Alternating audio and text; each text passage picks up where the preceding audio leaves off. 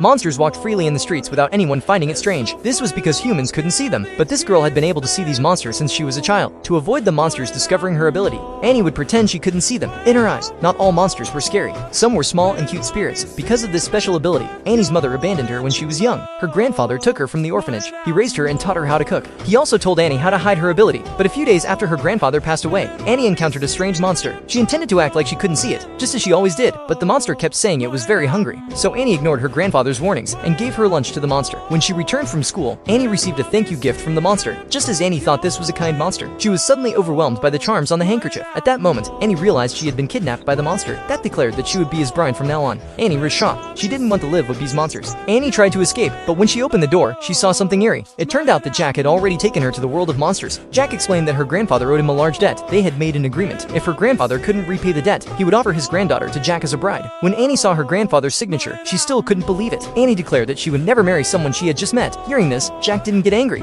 He ordered his servants to take Annie to hell.